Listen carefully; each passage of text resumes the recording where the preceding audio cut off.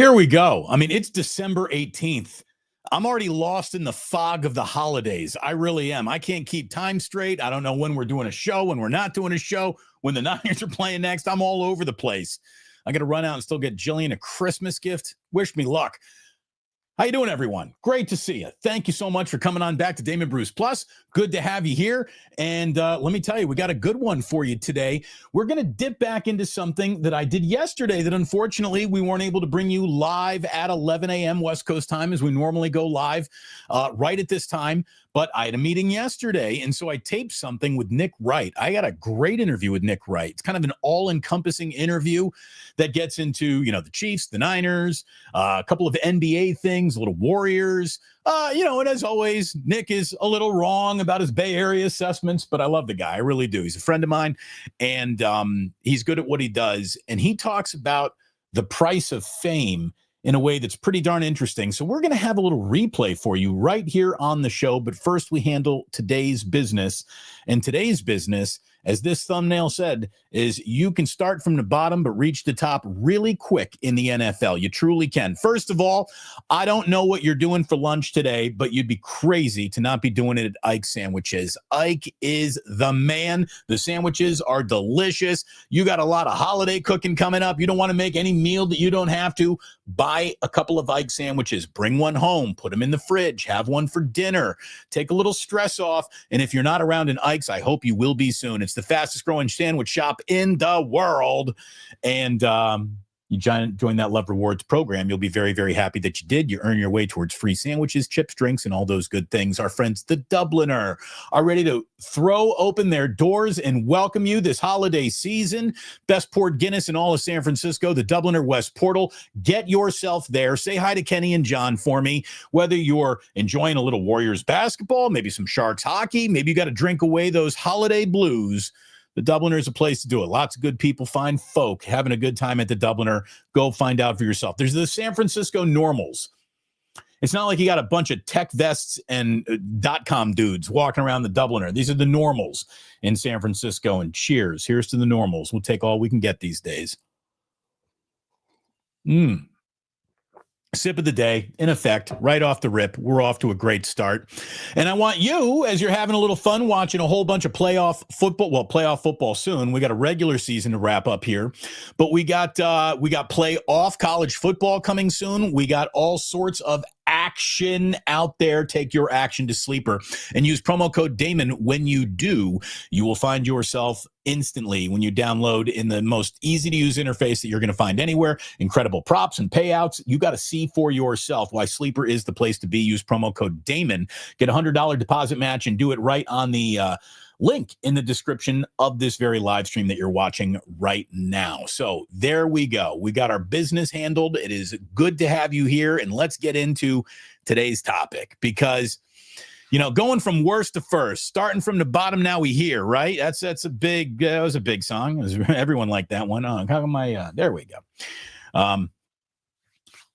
When it comes to going from worst to first, like, that's a pretty hard thing to do across the world of sports. When's the last time the Washington Wizards went from worst to first, right? In the NBA, it's tough to do. A lot of people thought the Sharks might be the worst team in hockey. Not anymore. They could be a playoff team this year. That's how accelerating Macklin Celebrini is to that franchise. But when it comes to the NFL, the concept of going worst to first is no big whoop. As a matter of fact, it kind of happens all the time. This is just more proof that there's really no momentum to be gained.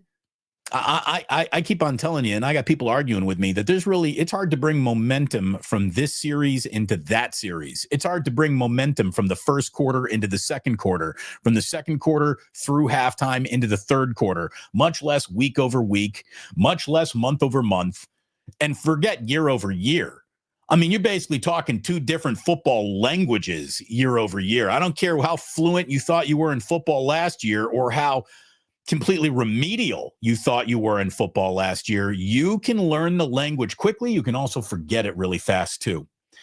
So this coming weekend, here we are, it's week 15, and the Bears, Patriots, and 49ers can all clinch playoff spots with wins this weekend. Everyone punches their we-in ticket if they win. The 49ers, the Patriots, and the Bears.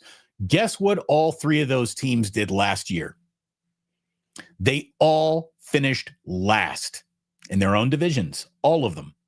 Josh Dubow, our fearless Bay Area AP writer, I always love Josh Dubow's information.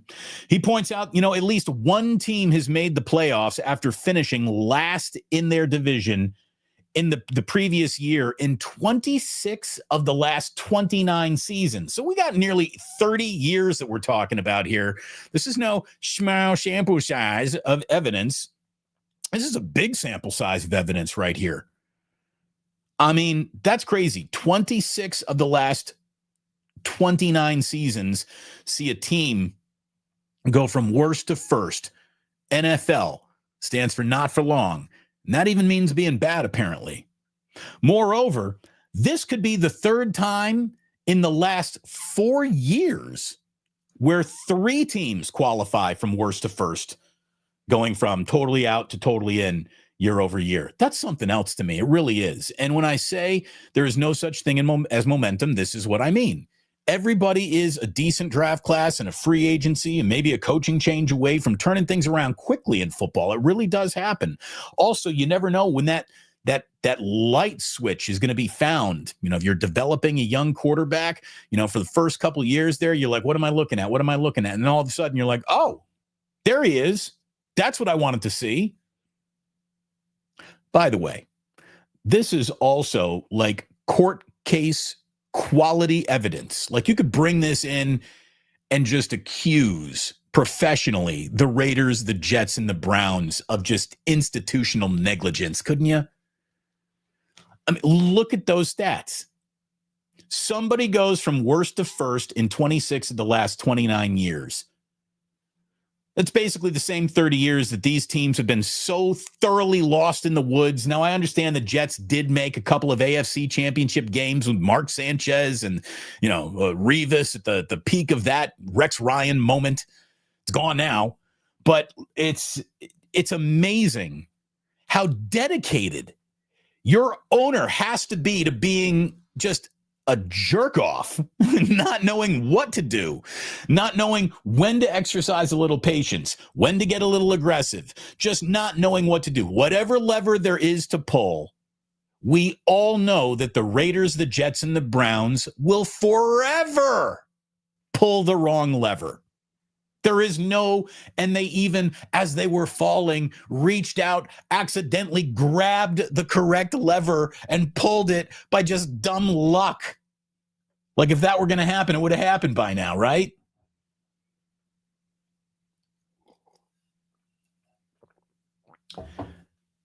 Look, huge Thursday night football game tonight. Absolutely huge Thursday night football game tonight. If you are a 49ers fan, you need to be rooting for the Seahawks. And I know that is a hard thing to even hear. It sounds funny to say. You need to be a Seahawks fan tonight, Niners fans. Like if you got a Steve Largent jersey somewhere back in that closet, tonight's the night to find it. Where's that Steve Largent jersey? Where's that Warren Moon jersey?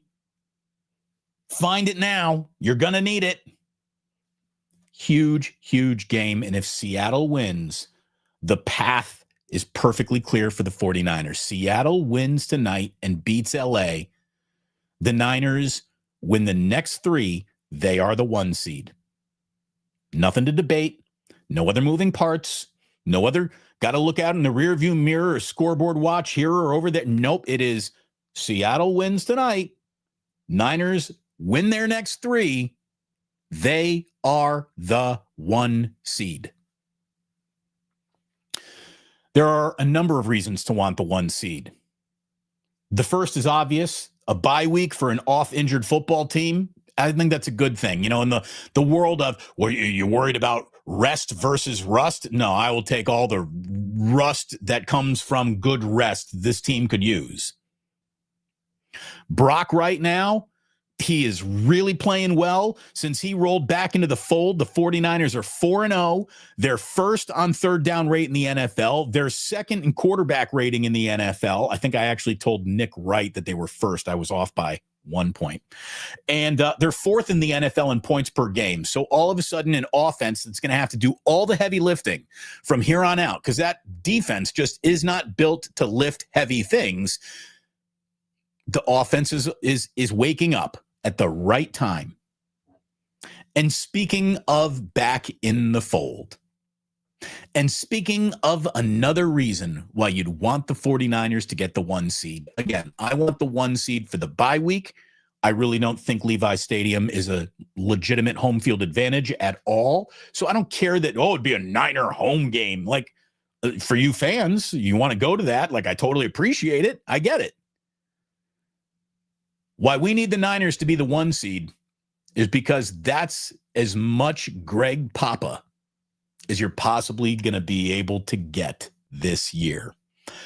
Great news yesterday. My friend Bob Sargent, who is the director of broadcasting for the 49ers, called into KNBR to talk about a transaction that the Niners were making, and they have opened Greg Papa's practice window. Greg Papa will not be behind the mic in Indianapolis this coming weekend, or Monday Night Football, I should say. I believe it's Guy Haberman's turn at the mic again. But Greg will be back for the final 2 home games of the regular season. He is feeling healthy enough to do that. That is wonderful news. That is just great. It is exactly the kind of like holiday cheer I needed to hear. I wanted to hear that. It's so let me tell you, I know some people involved. Okay. I know some people involved, and I can tell you that there was very little hope when Greg's story broke about his battle with cancer that he was going to do another play this year. There was fear that maybe Greg behind the microphone is done traveling, even if he does. There was a lot of speculation that Greg would not be able to return this year. The fact that he is, I hope that is direct correlation to his health, his prognosis. That's wonderful. I don't think Greg, though, is going to be going on the road. So this is why the Niners need the 1 seed. Do you realize that the Niners are the 1 seed? They do not have to leave Levi Stadium between now and either the day they're eliminated or the day they're playing the Super Bowl. They wouldn't have to leave Santa Clara because it's all right there. And if it's all right there, the chances of Greg doing every game, I think, go up. I even texted Bob Sargent today. I said, would Greg be around for the playoffs? And he just said, TBD, TBD. There's a huge health concern that is number one concern there is. But obviously the Niners would love Greg behind the microphone. Greg would love to be behind the microphone. As someone who's been behind a microphone for a significant portion of my life, it's amazing how incomplete you feel as a human when this gets taken away from you. It becomes part of your identity. It really does. And so in order for Greg to truly recover and feel like himself, doing football play-by-play's got to be a part of that puzzle. So great news for Greg. God, I hope this is just, come on, I don't say a lot of prayers, but this one's for Greg. And hopefully he's behind a microphone for every game between now and the Niners hosting the freaking Super Bowl. Crazier things have happened. Crazier things have happened. Joseph says it's amazing how all Bay Area sportscasters are rallying around Greg Papa. Let me tell you, man, Greg's got an awful lot of house credit built up in this town. And I'm just going to personally tell you that Greg Papa is a huge reason why I got pulled into Afternoon Drive all those years ago. When he was on 95.7 The Game, and the game was just completely floundering in the ratings, and they had the wrong shows everywhere, Greg went into the office and said, it's time to bring in Damon.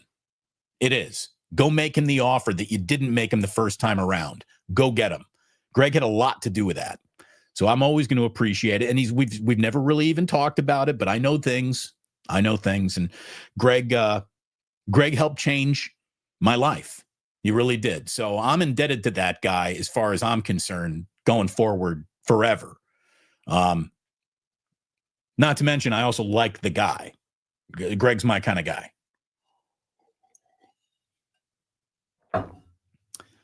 We had fun in New Orleans, let's just say, when we were all out there for the Super Bowl a million years ago. A couple of supers in here saying, Fuji Simeon, is Puka Nacua now the new Antonio Brown? All the off-field controversy before tonight's game, plus his brother got arrested for allegedly stealing a Lakers SUV. Yeah. What is going on? All I can tell you is look around the world. If you think it's the right time to do something that could be interpreted as anti-Semitic, as a celebratory touchdown dance, like you're just a flaming asshole. Okay, that's it. You're a flaming asshole. Happy Hanukkah, by the way, to all of our Jewish brothers and sisters. And it ain't easy right now in that community. And anything to make it a little hard is just a dick move for look at me sake. And if Puka Nacua really does that, I hope he gets suspended. Seems to be I'm going out of my way to be a troll move. And I don't know what he was on, some podcaster. I don't know what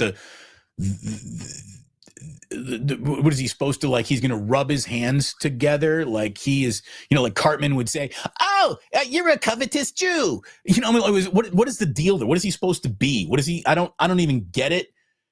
I don't care. Keep him out of the end zone. I hope the Rams lose.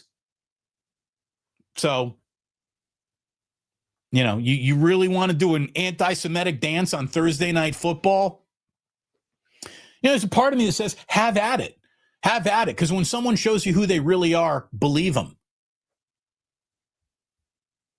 He's not responsible for his brother. His brother could be just a dope, I guess. Puka has the nerve to say concussions aren't real.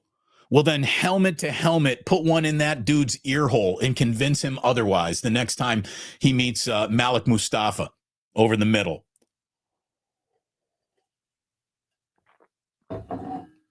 It's the old saying, the biggest problem with concussions is they don't limp. If a concussion limped, we'd all respect it. Concussions don't limp, so no one really respects it.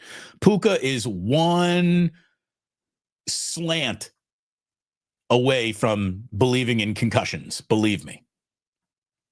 Fuji coming in again saying, I guess I got to start following hockey and the Sharks. You absolutely should. It's a hell of a show. Go Sharks. Go Sharks. Yeah, you should.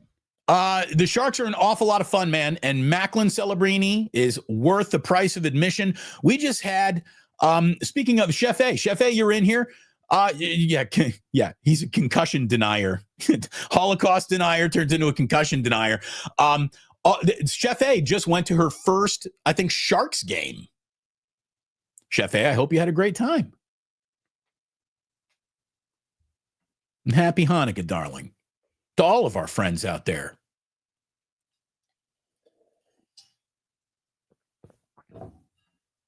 Man, anyone who's ever helped me, I see Chef A saying, great to hear that Greg helped you. I never knew that. I don't think I ever really talked about it tonight. Oh, Chef A's going tonight. There you go. She's going tonight. Chef A's at the tank, everybody. You see a chick partying, that's Chef A. Go say hi. Have a great time. Now, look, anyone who's ever been there for me in my life, I've never, ever forgotten it. I mean, if you stand by my side once, I will stand behind you forever. I am loyal like that, loyal to a fault even. But that's how I roll.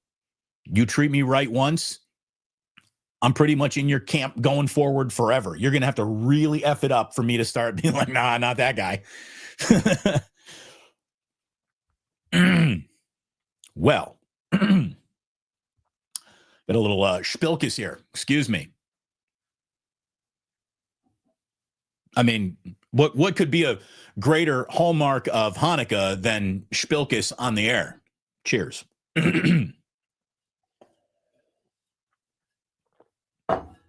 Monday night, Jillian went out and got, she went out with a friend of hers for, what was it? I think Monday night was the first night of Hanukkah. They went to Supermensch in the marina.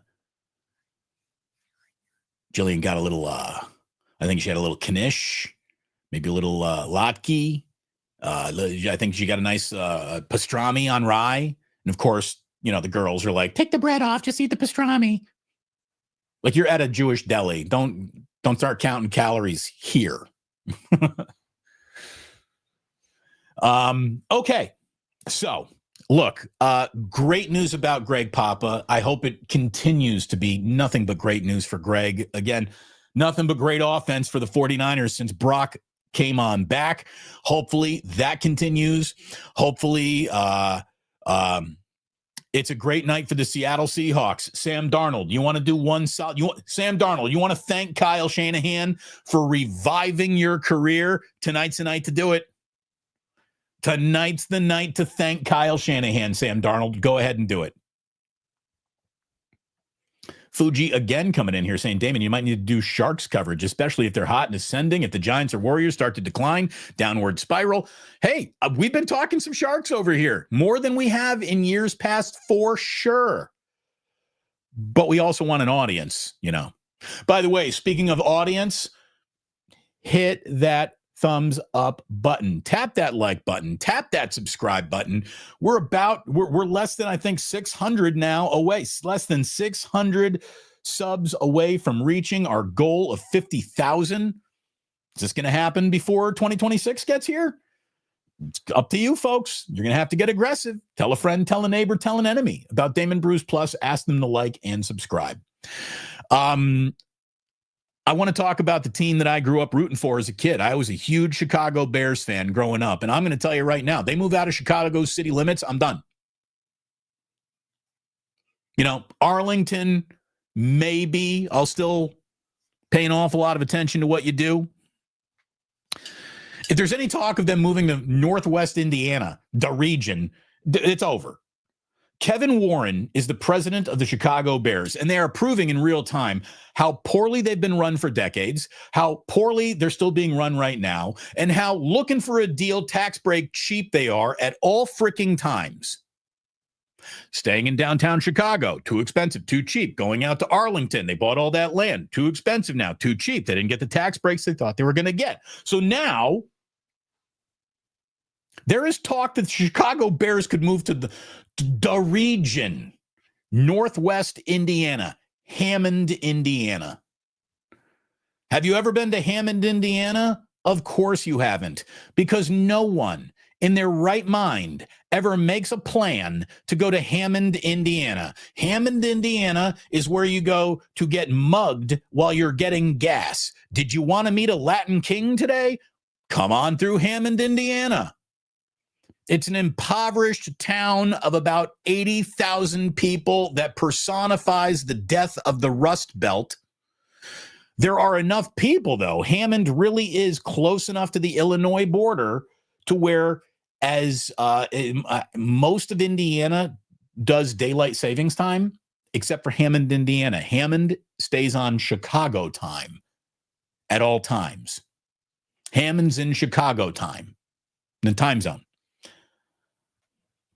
Look, I got friends from Hammond. Michael Jackson is from Hammond, Indiana. There are a lot of good people in Hammond, Indiana. We got our Hammond, Indiana, the region jokes. And I'm not even shitting you. It is called the region. Like the Bears, the region. That's real. That's real. Like you can buy maps in Indiana that says, welcome to the region.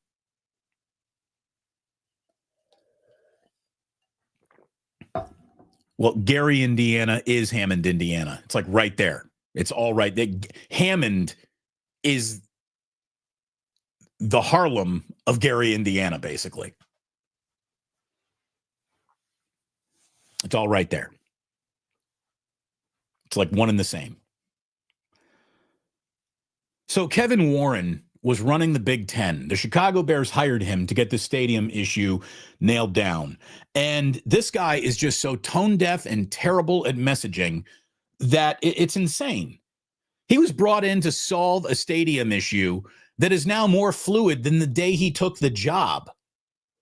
It's ridiculous. It's absolutely ridiculous. The Bears world. And so here's the thing. It's not just about building a stadium that's used on game day. Now you're looking for, the Bears world. You want 365 days a year of foot traffic coming in, going to your team store, buying something, touring your stadium, all this shit. You want it.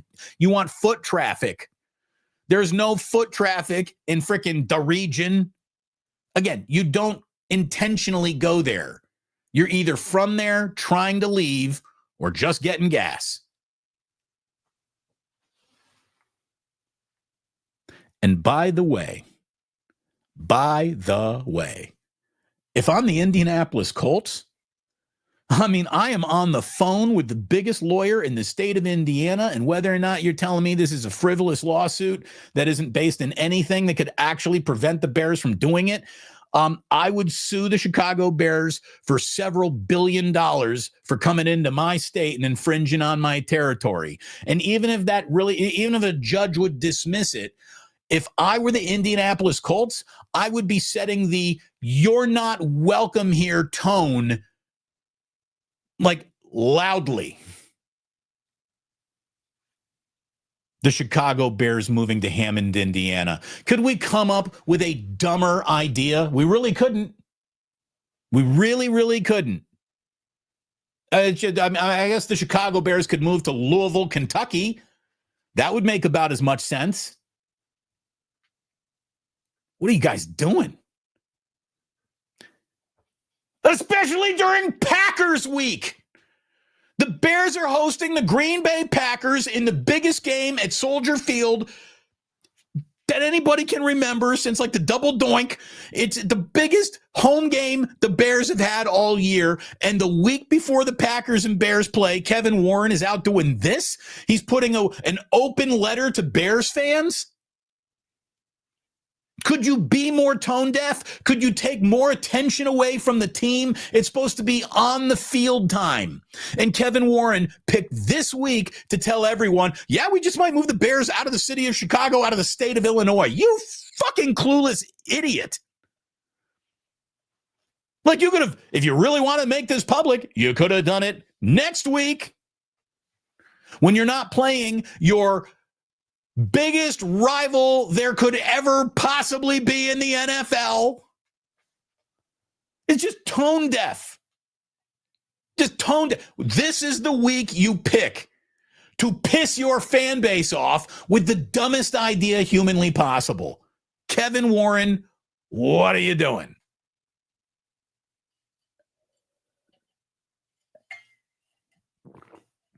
Seriously, if I'm the Colts, I am on the phone with Ann Fong right now. I'm saying, Ann Fong, something's wrong. We got to keep these Bears out of freaking out of the state of Indiana. It's ridiculous, freaking ridiculous. I'm wearing the boycott shirt. This is for John Fisher. I'm just boycott Kevin Warren, boycott stupid ideas, boycott team presidents who take the most important football week of the year to pass along a memo that's just designed to piss everybody off. What are you doing? Unbelievable.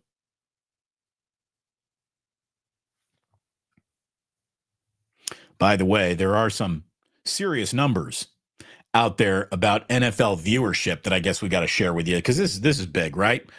NFL viewership this year in the 2025 season through week 15 is averaging 18.6 million viewers per game. It is the highest average through week 15 since 1989. It's up 8% just year over year.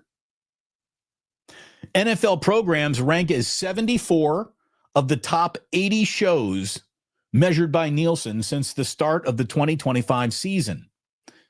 The Oscars are one of the rare shows that ever joins the Hey, top 100 viewed shows of the week. It's all football. It's either all NFL, the college football playoffs, maybe the Final Four will sneak in there, and the Oscars. Well, guess what? As we see these streamers buying eyeballs. I mean, that's what when the Netflix, when it got into bed with the NFL, Amazon, when it got into bed with the NFL, it's not like they really wanted to bring you football. They just wanted eyeballs. So they're going to buy the thing that gets the most eyeballs. Well, the Oscars is moving to Netflix. YouTube also learned that moving to Netflix would be, pardon my take, the Ryan Russillo podcast and Spittin' Chicklets. These are 3 huge sports podcasts that are now also going to Netflix. So Netflix isn't just buying eyeballs, they're buying ears now too.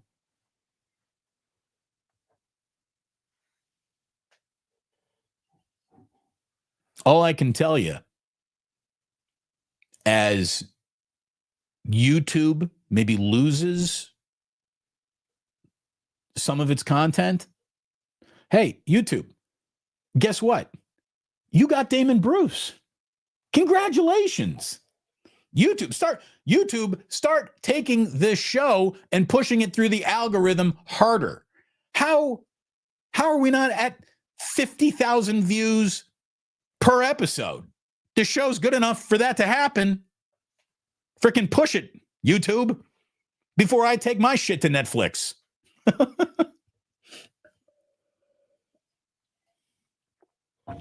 I tell you, yesterday, I put out a Nick Wright video because I didn't have time, the window, to do the live show at 11 a.m. It's really good, to the point where that's what I want to share with you now, because a lot of you, I think, missed it yesterday. Just because you watch the live stream doesn't mean you're watching the videos, doesn't mean you're watching the shorts. So I want to share this interview with Nick Wright with you. Again, we get into the stuff that is sports, but what I think is the most interesting part of this is like the first 10, 15 minutes where Nick talks about a level of fan venom confronting him in public spaces that is now like tenfold of what it used to be. I think Nick really opened up about some interesting things here that, it's the price of fame. And by the way, he's not crying. He's not saying, oh, woe's me or anything. He understands. When you're on a big boy channel, you're representing a big boy network, you're going to get some big boy criticism, and sometimes that comes in person. He calls it a fame tax, and he's right about that.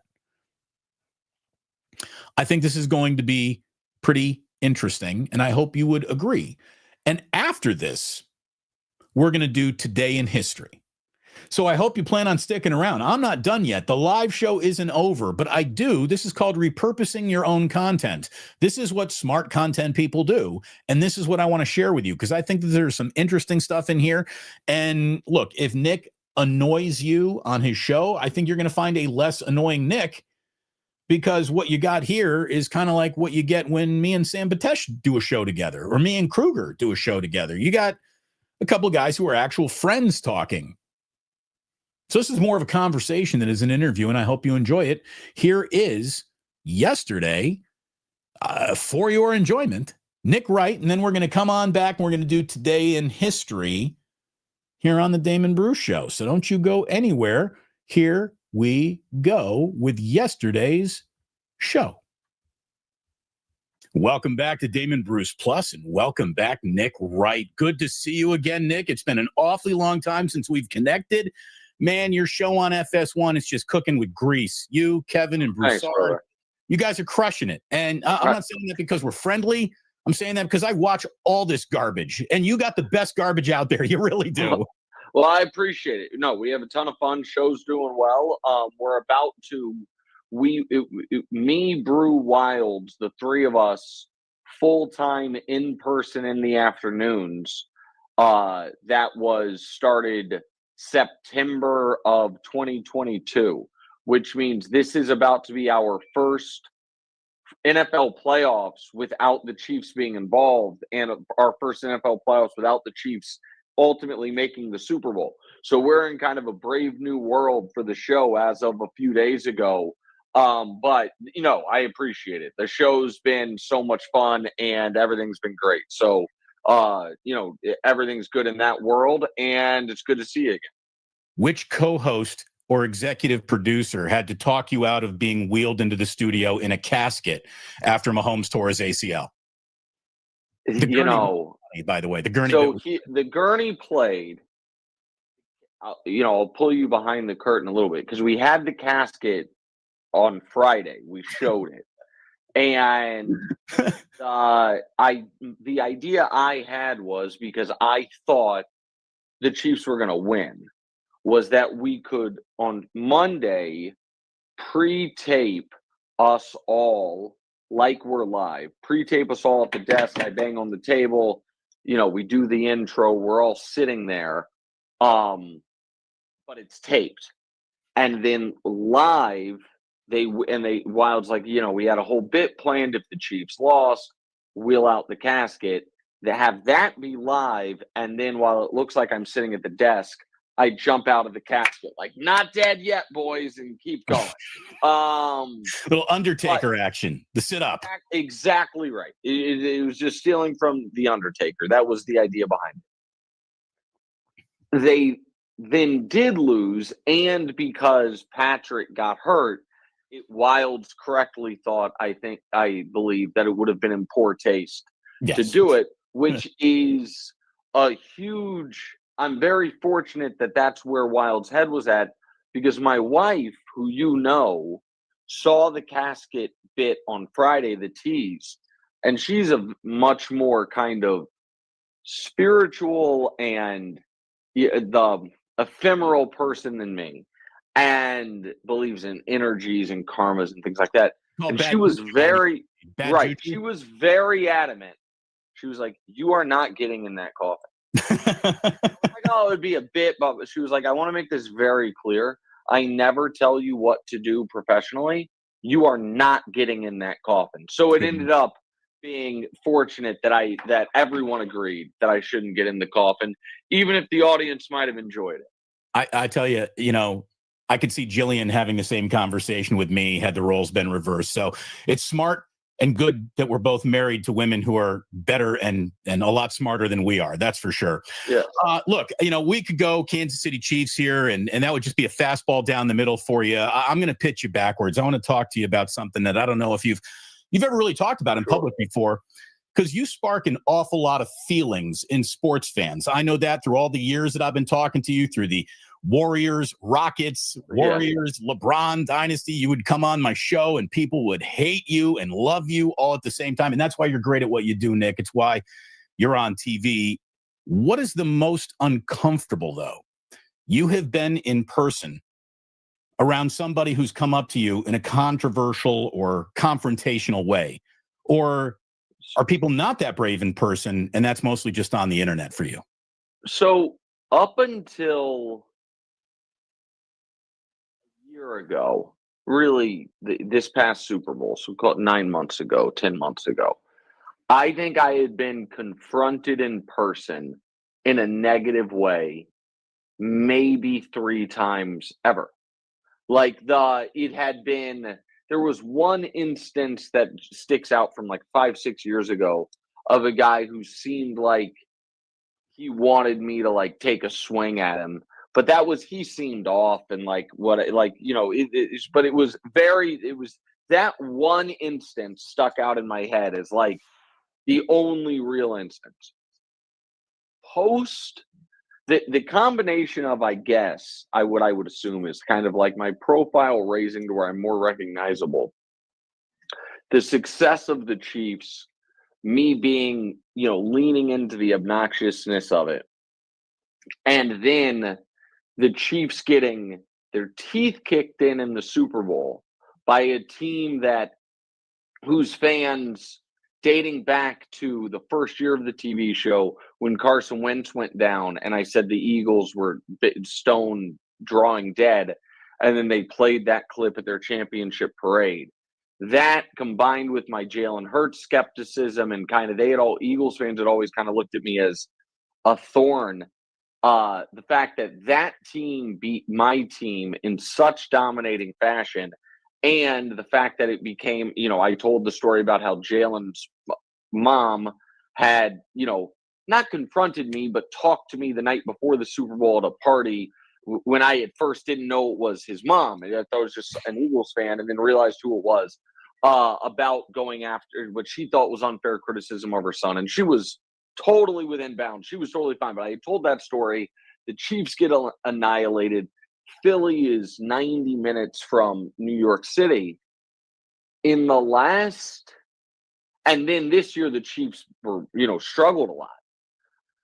In the last 9 months, there have been more. It's been, I don't know, 35 to 40 times of people talking shit to me in public. Like yesterday in the morning, this really irritated me actually. In the morning, I'm walking my dog, and some guy driving an ambulance down my street rolls down his window and is like, what happened to your Chiefs? And then in the night, walking my dog, some guy, different car, same street, driving down the street, rolls down his window and gets mad at me about like my Shador takes. But it's really been Chiefs related or Eagles related. My wife and I were on vacation at Casino Monte Carlo in Monaco, and a group of female Eagle fans like just talked cash shit to me at the casino. I thought there was a time, I honestly thought this could go really left, because right after, this might be too long, I'm rambling, but I'll give you all the details. Or shortly after the Super Bowl, because I go to Philly a lot because they have casinos and I play poker and my wife plays blackjack. We went to Philly shortly after the Super Bowl, and I told Danielle, I was like, this is going to be a rough spot for me. Like, I'm just letting you know. But we went to dinner, and then after dinner, we went to a bar to get a drink. And I had kind of found a disarming thing was, as soon as anybody said my name or said anything, I just said, congrats on the Super Bowl. Like, before they could say anything else. I'm in Philly. I assume they're Eagles fans. I was like, hit them with congrats on the Super Bowl. And most people were incredibly nice. We're at a bar, and this group comes over, and I'm like, hey, congrats on the Super Bowl. And everyone in the group is like, cool. And then this woman, I should say, who starts mother effing me. And I'm like, oh, man. I was like, the problem with this is not going to be me. I was like, the problem is going to be my wife. I was like, you're drunk. You're being out of line. And I called it. I was like, man, in my head, I'm like, we got about 5 more seconds until my wife stands up. I was like, and now it's like really going to be a tough situation. And that's exactly what happened. People but are pulling out their phones. They're like, oh, right. So that's what I was, right. And so luckily the guys this woman was with were, more sober than her. So I say all that to say, I'll give you one last little anecdote.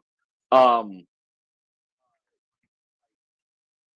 weeks ago, I was out to dinner with my wife and daughter here in Manhattan.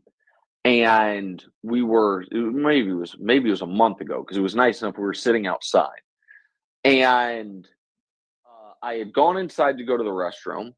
And on my way back through the restaurant, there's this big group, and this guy's like, that is Nick Wright. And I'm like, oh, hi. And he's like, go Bills. And I'm like, yeah, nice to meet you. It's, nice. And I go outside. And then that guy with what looked like maybe a son or nephew, I don't know, older teenage age guy, and someone his age, come outside and they're smoking, and they're 15 feet from where it's me, my wife, and my youngest daughter. And he starts just chanting F the Chiefs, but saying it. Uh-huh. And I'm like, you know what? I've had about enough of this. And I yelled at him. I was like, man, I'm out to dinner with my wife and daughter. Like, you grow up. And his buddy apologized, but then he's kept yelling, and I'm like, am I gonna get in a street confrontation with my wife and daughter here because this guy's a clown? So there's 8 minutes of stories, I guess, of it has, after never happening at all, it has now started happening all the time, which is, I guess, a combination of me being slightly more recognizable, maybe, not beloved, and also rubbing people the wrong way. I mean, it's the tax. I'm not complaining. It's the cost of doing business. It's the price but of it fame. can be irritating. It's the price of fame, but at least you're getting mother you-know-whatted in Monte Carlo. So it's kind of working out.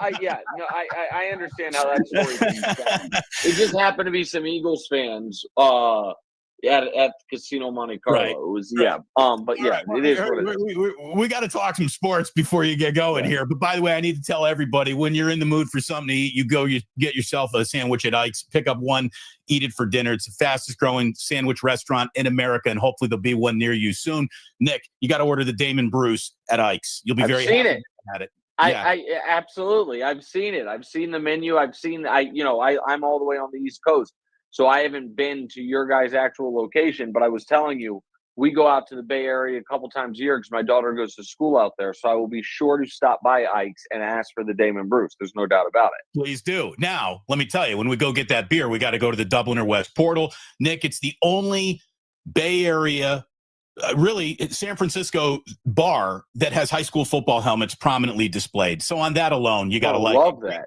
Go say hi to Kenny and John for me. Great guys at the Dubliner. And hey, when you're making plays, do it with Sleeper.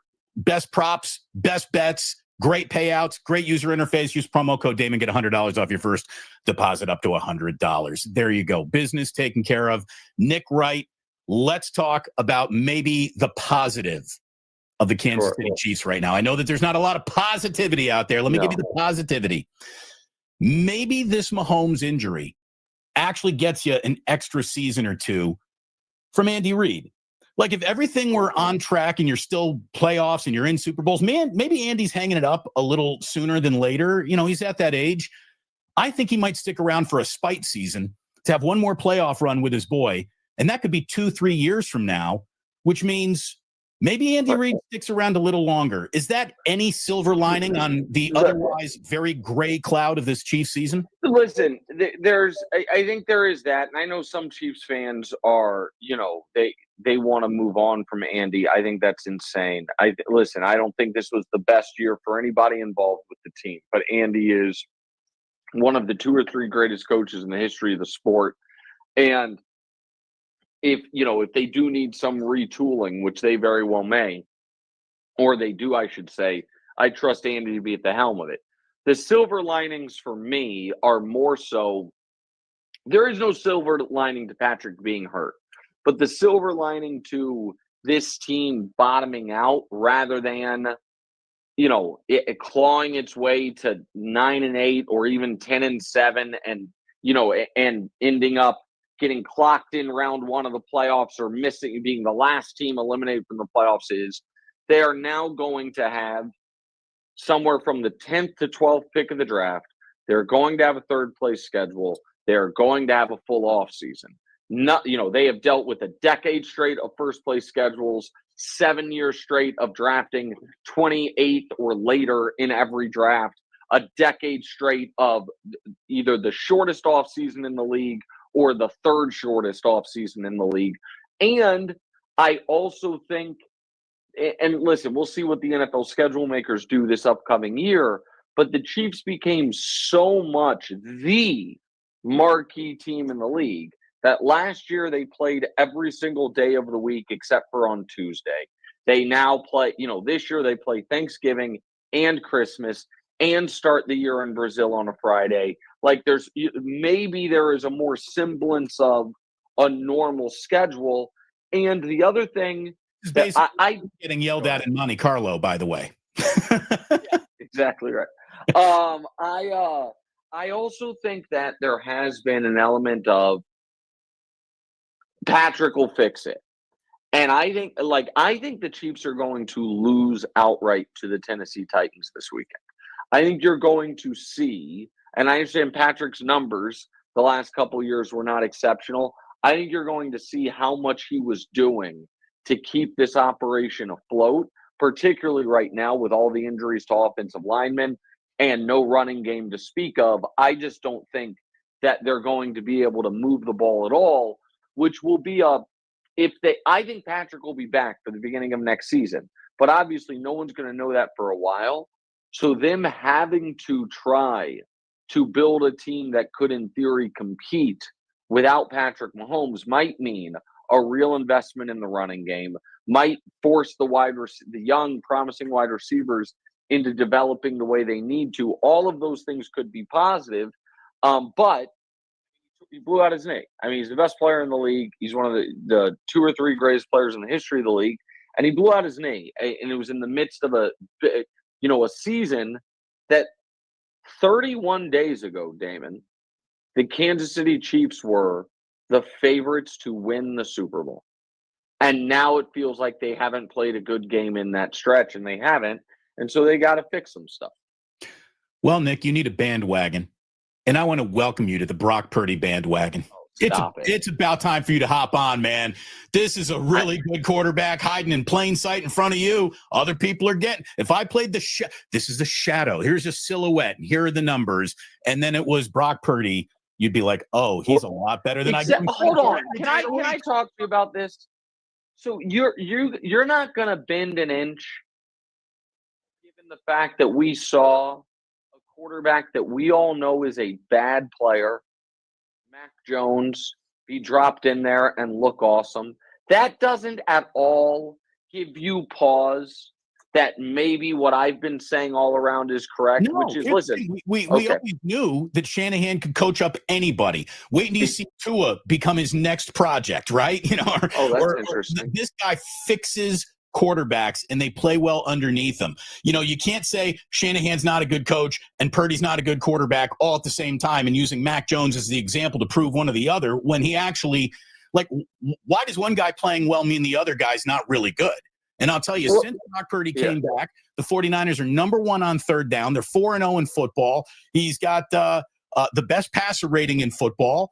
I mean, this guy is really good. He plays beyond the expectations and what you think his limitations are. He's got more boogie on him than before. He's hitting the Dougie, which, again, no one's done since 2011. But he's bringing it back, Nick. It's happening.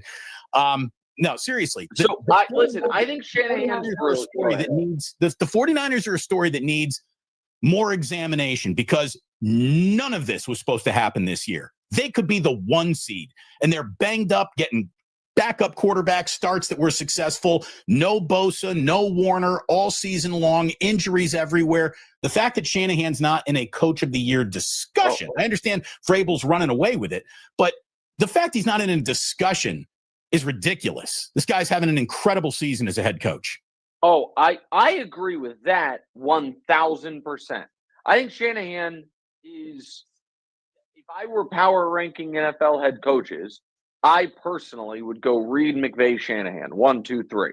And if people want to say Shanahan should be higher, I'll listen to him. I think Shanahan's brilliant. I think that what you guys have done this year, despite the injuries, is remarkable. I think the point you made that has been, I think, mostly overlooked by the national media is they absolutely might end up the 1 seed. They need some things to fall their way, obviously, but they're still alive for it. And given the catastrophic injuries they've suffered, the fact that Ayuk quit football, Warner out, Bosa out, you said it, Purdy out twice during the year, once for a long stretch. It's remarkable. I would be totally fine with Shanahan being coach of the year over Vrabel or over I don't even know Sean Payton. I don't know whom else are leading contenders. Maybe Mike McDonald is one as well. I agree with all that. And it's not that I'm saying Purdy is bad. I'm obviously not saying that. What I am saying is that if you see a bad quarterback this year in this system with this team look like a B plus, then does that not then inform you when Brock Purdy looks like an A minus A that maybe he could be doing that despite the fact that he is the 17th best quarterback in football, the 14th best quarterback in football, something like that. That's my whole take there. But I do think the Niners as a team have been underrated and undervalued given what their resume is at this point in the season. Look at it this way. There come certain quarterbacks where you get to the price of doing business is about to increase tenfold, and it's walk away. Purdy was never that guy. Purdy, the Boy Scout, Purdy, in front of the podium. Purdy is the face of your franchise. All of these things matter. We see immaturity take down teams and quarterbacks all the time. There's none of that in Brock. You will never see him arrested in a police blotter. He's just the guy that you want leading your franchise. Listen, and he's a hell of an asshole. He really is. Listen, no quarterback gets arrested. Like that's not like a positive note. Like that there aren't any starting NFL quarterbacks that we're worried about getting arrested. Like I don't doubt that he's a good guy. I disagree with you though on the money piece. I think when you see a guy who anyone could have had, when you can get 85% of Brock Purdy's production for 8% of his salary, I do think the Niners, and now given the fact that he suffered another injury, if they had to do it all over again, wouldn't have given him that deal. But it's friendly. There's no sticker shock on his deal at all. It's the price of doing business. Every starting quarterback's making between 20 and 40 million. Done. Unless you're on your rookie deal. That's the price of business. And so, yeah, and I would have, when I saw what you got for Mac Jones for $5 million, that to me is more attractive than Purdy for $50 million. But again, I think the Niners, we disagree on Purdy, and I think this year has been more evidence in my side of the docket than yours. But the Niners being a dangerous team, that we agree on. And let me add one other thing. He's obviously not going to win it. But if people are filling out 5-person MVP ballots, Christian McCaffrey should find his way on there. That's my next topic, brother. You're just taking me right to my next topic. It is the single least covered aspect of the NFL this year. Christian McCaffrey needs to be slipped into the conversation. He's not the winner. He's not the MVP, but he's more involved in the 49ers offense than most quarterbacks are involved in their offense. And I'll tell you, if the V stood for volume, he's number one with a bullet. This guy touches the ball in a way that is almost unhealthy. The Niners have a Christian McCaffrey dependence. I really thought that Brian Robinson Jr. was going to be a little methadone. No, the Christian McCaffrey smack is what they pass around in that locker room, man.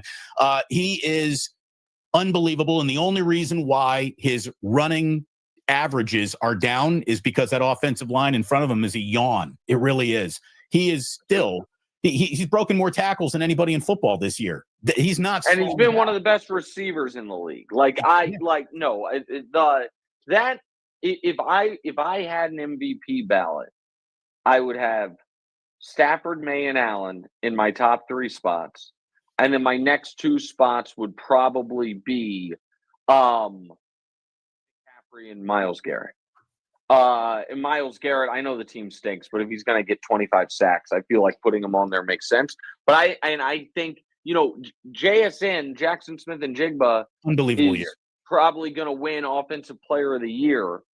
I think there's a case for McCaffrey in that spot. I mean, it's very different the way they're doing it, but I think McCaffrey's been that valuable to his team. I don't necessarily want to get into it here, but as we're going to hit Christmas. And then all of a sudden, the NBA is going to come into bigger focus than it is even this week. And you're going to be looking for other NBA topics to put on your show. You have to do an examination of the failure of the Golden State Warriors two-timeline plan. Steph is still the best player in this league. They got him surrounded with nada beyond Jimmy Butler and Draymond Green. The Jonathan Kuminga situation, Nick, it's one of the weirdest things for a franchise that has actually turned that corner of competency to have gone through in a really, really long time. It is nuts, and it's actually making Steve Kerr look a little stubborn and bad out here, and people questioning how much longer he needs to stick around. And if the game has passed him by, he's deploying 4-guard lineups, and only 3 guys on the team can dribble. Yeah, so listen, I mean, I'm going to let you slide on Steph is still the best player in the league because one could argue not only has Steph never been the best player in the league, he obviously at this moment is not better than Joker, he's not better than Shea, but your overall bigger – one of the best players. If you said one of, I agree with. Okay, if that's what you said, then I agree with you. Steph's unbelievable, obviously, and is holding off Father Time as well as any small player ever has. The team's not good enough, though. Like, people blame Kerr. The roster is not good enough. In 2025, it's soon to be 2026, Jimmy Butler is your second best guy, and Draymond Green is your third best guy. It's not good enough. And I thought the two-timeline plan was always idiotic. It's hard to say that considering they won a championship amidst it, so it seems like it vindicated it. But I'm, as a LeBron guy, a big believer that when you have one of the, in Steph's case, 10 to 12 greatest players in the history of your sport, and he is still at or near his prime, you owe it to him and to your fans and to the franchise to never be thinking about post that player. Like, it's all about right now, because the odds are you will never in the history of the franchise, or if you're lucky, maybe in 50 years, have a player as good as him again. So I agree with that. But I think the Warriors are and also ran this year. Like, the power of Steph should get them in the playoffs, but I don't see any reason to believe they are going to be different than last season, where they were fortunate to get out of round 1, and even if Steph didn't get hurt, I didn't think they were a real threat in round 2. NBA expansion has become a topic. I think this is interesting. Seattle deserves a makeup team. I really want the Sonics to be reborn. Vegas, interesting, but the city is not quite booming the way it was just a few years ago, and there's all of a sudden a lot of professional teams competing for eyeballs there. If there was an NBA team moving to Vegas, it would be the worst thing to ever happen to the A's. The A's would instantly be the 4th most popular team in their city once again. So that would kind of make me laugh. I didn't even think about that. Yeah. Nashville, Louisville, Kansas City, St. Louis. If they're adding 4 and 2 of them are going to be Seattle and Vegas, what would be the other 2? Oh, I think I don't think they're adding 4. If they were to, I think the other 2 would be like London and Mexico City. And maybe not Mexico City. I don't think they are going to go mid-market U.S. Kansas City doesn't seem to want an NBA team. It makes me sad, but it's not going to happen. St. Louis is not an NBA city. I don't think Louisville and Nashville would support it. So I think what is more likely is they add 1, Seattle or Vegas, and then potentially move a team such as New Orleans to the other city, and you have a 31-team league. That works better. Like, the NFL can't have odd numbers because then you have to have a bye in week 1 and a bye in week 18. Like, you need an even – the NFL has to be an even number sport. The NBA doesn't. You could easily have 31 teams. You don't have to do it in pairs. So I wonder if they would consider doing that. How much fun did you have hosting the World Series of Poker? Oh, listen, I loved it. I mean, I love playing in it. I love doing it. It was a dream. It was a bucket list thing for me. I mean, your love of poker predates LeBron. You've been a poker junkie since high school, right? I've been, since I was, 12, 13 years old. Yes. And being able to be a part of the main event final table was something I always wanted to do, and I hope to do more of. And so, thank you for asking, but that was a true, literal dream come true. I got a personal question because I'm pretty good. Sure. I used to be a radio magician myself. I know how other tricks are done. I can usually spot the trick. You and I used to pull off the trick great. We would argue so hard on each other's local radio shows back in the day, and everyone thought we hated each other. We've always been friendly. But that's part of the craft, right? Making it sound like static when there really isn't that much static at all. What's going on between you and Pablo Torre? I can't tell whether or not that is static or looking for eyeballs. What is going on? Here's the thing. I think if people listen to that interview we did, I think it speaks for itself. I think that, I don't know if feelings were hurt. If they were, it wasn't intended. But if people are asking, did I say anything in there I don't believe or wouldn't say again, the answer to that question is no. Like, this kind of is what it is. Maybe I think too highly of my own abilities or not highly enough of other people's. But I think as I said, I think that 30 minutes speaks for itself, and I think it's pretty clear where I stand on it. Okay. There's a little static. I would say it is. I respect that more than the illusion. I really do. Not like you and I used to go on each other's radio shows. That's what I would say. It is not like that. Okay. Fair enough. Are you ready for my Hoosiers to shock the world? And I think that'd be sick. Our moms driving Nissan Maximas had a better chance of winning the Indianapolis 500 than Indiana ever did winning a Big Ten and going undefeated. Signetti walks on water forever. Build the golden statue. He is Vince Lombardi, Nick Saban, and every other great coach Joe Torre. He's all of them wrapped into one. Do you remember Bill Snyder? Kansas State. Yeah, absolutely. Okay. That was supposed to never, ever going to happen. Correct. But here's the thing. It never did happen. Now, what Bill Snyder did at Kansas State, taking arguably the worst major college football program in the nation and making it a perennial contender-ish with a couple years of actual contention. And more, you're right, more than respectable, like, that's a top 25 team. That was the greatest job in college football coaching history. But he never had that team undefeated, like as the favorite to win the national championship. What Signetti has done in 2 years is unlike anything I've seen in collegiate sports ever.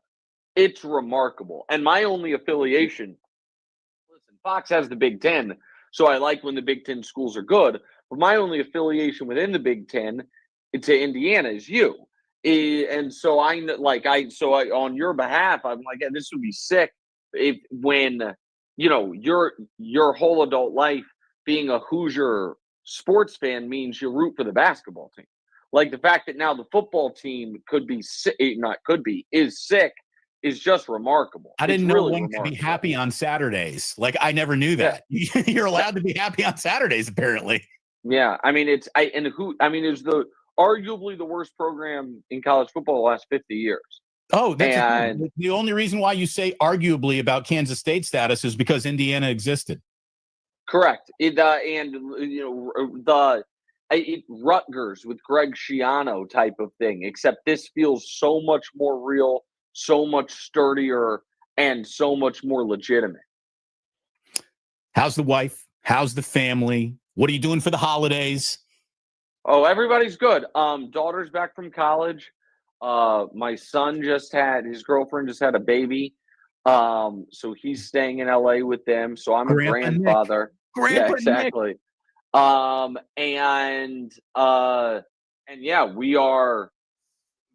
We were in LA over Thanksgiving to see them and see the baby. And then my wife did a little more traveling, and now we're all back. Daughter's, like I said, back from college. Younger daughter has a choir concert tonight and then wraps up school tomorrow. And then we get some time off. And then my guess is shortly after Christmas, my wife and daughters will leave me to go to some beach somewhere, and I'll stay in cold New York and work. Well, That's what I imagine is going to happen. Next time you're in the Bay, whether it's the Super Bowl that brings you out here, some family stuff bringing you to the West Coast, you look me up, man. It's been a long time. Of course.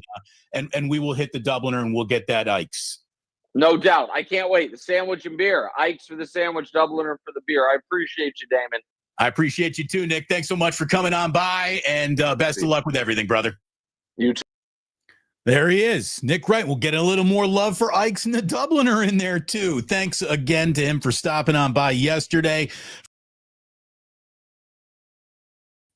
Hold on, there we go. For those of you who seem to be confused, like a lot of questions, why would you have Nick Wright on? He gets eyeballs. That's why he makes millions of dollars a year on a network show. Whether you like him or not, people pay attention. Whether that's good or not, doesn't matter. People pay attention. Let me tell you, Nick and I are friends, and also content has no friends. I don't care who gets offended by the guy I didn't like, but I watched the whole thing. So thank you very much for watching. If you did dig it, I appreciate it. If you didn't dig it, we got a little Today in History coming up for you. I've got a few more supers, though. This was from Fuji Simeon saying, love that Nick Wright video. The A's wouldn't. Here's the funny thing. Nobody's really even thought of this. Nick did. He's like, I haven't thought of that. There's talk of NBA expansion in Las Vegas. So the A's, who had to get out of the market that they were irrelevant in, right? They would instantly become the fourth big. It's Golden Knights, then it's the Raiders, then it's like UNLV or the Las Vegas Aces. Then it would be the A's in terms of importance in the city laws. The A's would be moving to the same situation they were looking to escape. That's just mwah. It really is, if you think about it like that. But thank you, Fuji. Fuji coming in here talking earlier saying, Gary Bears, Hoosier Bears. What would Papa Bear Hallis say about this? Would they really move? I don't think so. I don't think so. I think this is a negotiating tactic. One more from Fuji saying, Damon, off topic, but I wonder if Puka would have the balls to say concussions that aren't real to Junior Seau's family. Yeah. Yeah, I don't think he would. Again, why would you disparage something that affects the people who are in the same workforce you're in? Like Puka Nacua, I'm really glad that you haven't had a concussion yet. Believe me, you're one of those away from really believing in them. Finally, Chef A. Happy holidays, Damon, for the ganja jar, for all the hard work and the fun shows. My love to Jillian and the boys. Thank you, Chef A. Mwah. Thank you so very, very much. Appreciate it. Very much appreciate all of you very, very much. And here is the deal. It is time for a little Today in History, don't you think? It's a good day in history. It's a pretty interesting day in history. Here we go. We always start with birthdays. It's amazing he's still with us. All things considered, it truly is. Keith Richards turns 82 years old today. Happy birthday, Keith Richards. Happy birthday to Steven Spielberg, 79 years old today. Brad Pitt, 62 years old. He still looks like he's in his 30s. Brad Pitt, 62 years old. Stone Cold Steve Austin is 61 years old. Katie Holmes, she was everywhere. And then she's just like, I'm done with Hollywood. I'm done with Scientology. I'm done with frickin' Tom Cruise. And we haven't seen her since. Katie Holmes, 47. Happy birthday to a 45-year-old Christina Aguilera today. You want to talk about, geez, shouldn't he be a little bit older than that? We've been hearing about him for so long. Ronald Acuna Jr., who we were hearing about when he was a prospect in the Atlanta Braves system. He's now 28 years old. And let me tell you, Acuna is the kind of guy, had he not had just hamstring and knee tears and all sorts of just serious problems with his lower limbs, Acuna had the talent to be a Hall of Famer. I'm not saying it's out of the question, but it's, there's no way. He gets hurt every 6 months. It's too bad. He is so talented. And speaking of talented and really young, she's been around long enough where, God, I didn't realize Billie Eilish, she's only 24 years old today. That girl has been blipping in the middle of the pop culture radar for quite a while for someone who's only 24 years old. So happy birthday to everybody. Today is the day the Mayflower in 1620 dropped anchor at modern-day Plymouth, Massachusetts. A passenger named William Bradford became the very first governor of the colony. So there you go. Mayflower docked today in 1620. Happy birthday to New Jersey. Today in 1783, New Jersey became the third state. And I got to tell you, normally this is where I make the joke like, hey, you look really good. New Jersey, you've clearly had work done. I can see the boat. I can see the plastic surgery trips all over you, New Jersey. Let's see. Today in 1865, a little something called the First Amendment went into effect that abolished slavery in the United States. I'm pretty sure they're trying to overturn that in real time now. Stay tuned. In 1892, The Nutcracker by Tchaikovsky premiered in St. Petersburg, Russia. When you were a kid in middle school or high school, you got dragged to a performance of the Nutcracker. At least I did. Like too many times. I hated that shit. I don't like ballet.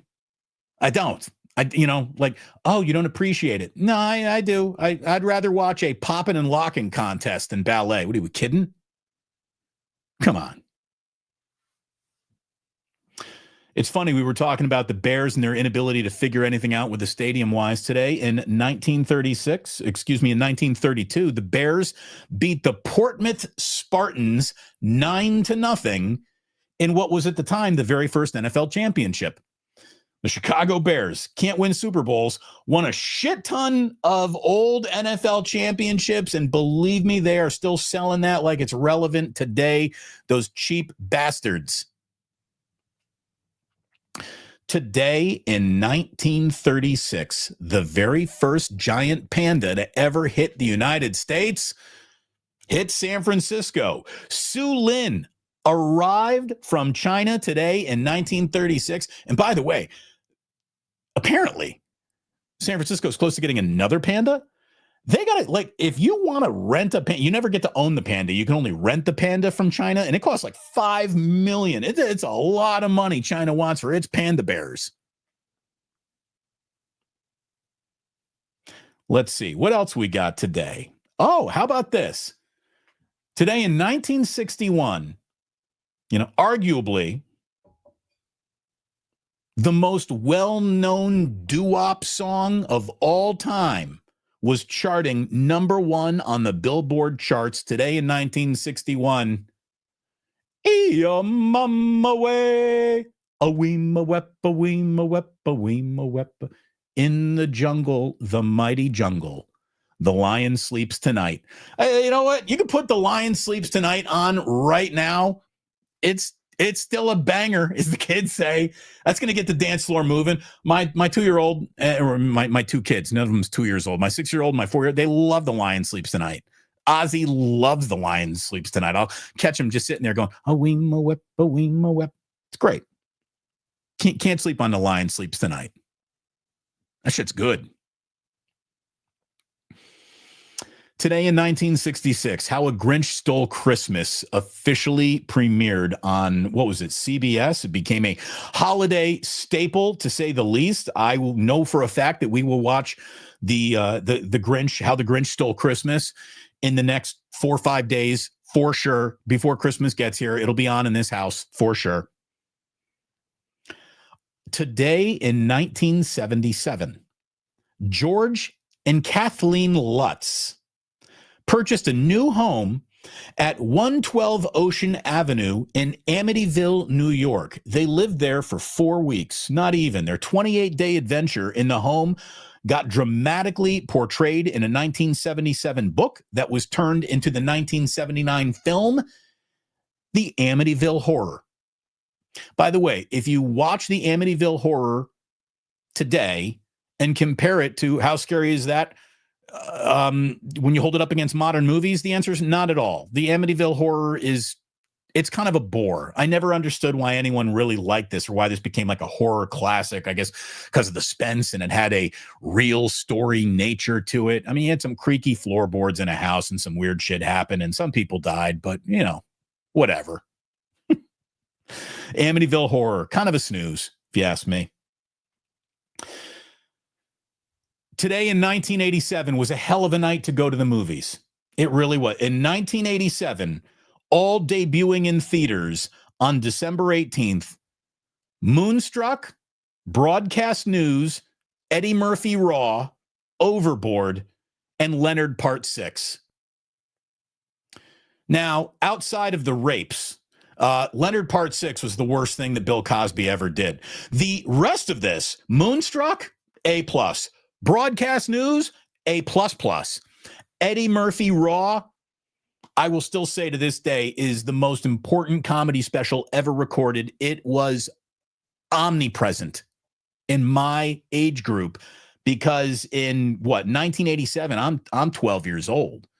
And the minute you got the Eddie Murphy Raw sound, the minute it was like nothing you had ever heard before. It was so filthy. As a matter of fact, it was so funny.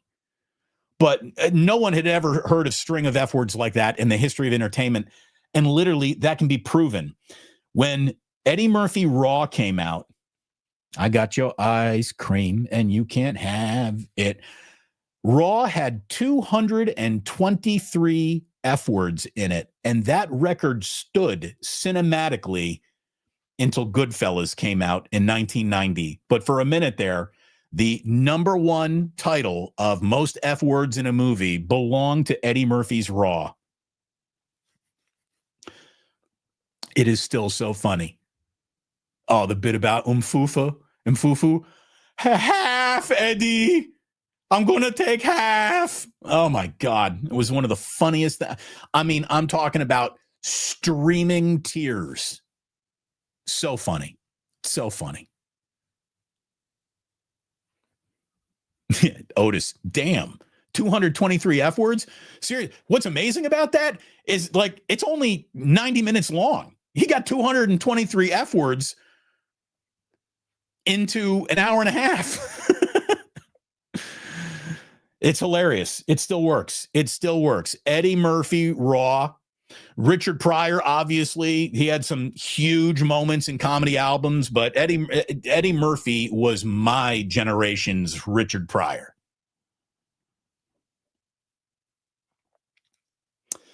Let's see. Today in 1997.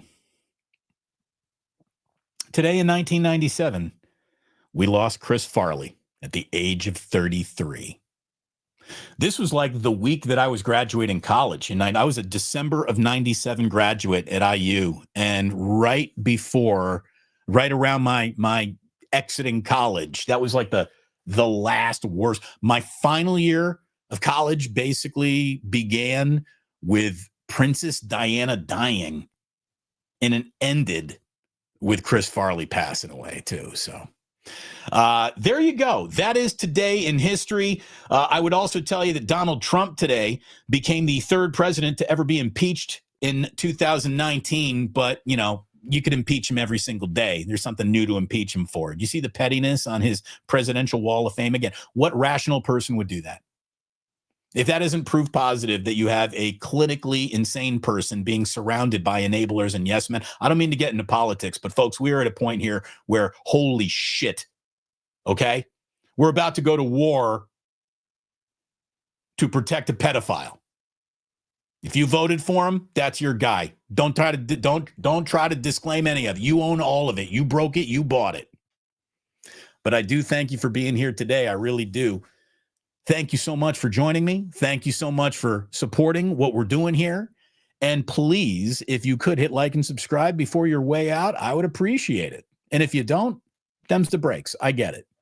In the meantime, I will be back Friday morning, 9:05 a.m. with Kruger for a little wake up. We're going to have multiple wake ups because we got a Monday night football. So we're going to do a wake up on a Friday, then a wake up on a Monday, then we're going to do a wake up on a Tuesday because Tuesday is the day after Monday night football. So you're going to get a lot of wake ups. And obviously with the Christmas holidays coming up, 11 a.m. shows are going to be moved around, a little negotiable from here and there. Tomorrow, as a matter of fact, I had a big Christmas luncheon I'm going to with Jillian. So we will not be doing a live show at 11 a.m. on Friday, unfortunately, but we will be doing wake up. So I will see you then. Thank you so much for watching. Really appreciate it. And please do remember that sports don't build character. They reveal it. And like that, he's... Wait, did I get to wait. Did I get to everybody's super here? Have I got all the supers? I hope I got all the supers. Did we get any coming in here? I don't want to miss anybody's. What do we get this? Off top of Puka, we did that. We did Chef A. And it's basically a whole bunch of Fuji out there. Thank you so much. Thanks to all of you. Okay, now we can officially wrap up the damn show then. Let's see. There we go. Sports don't build character. They reveal it. And like that, he's gone.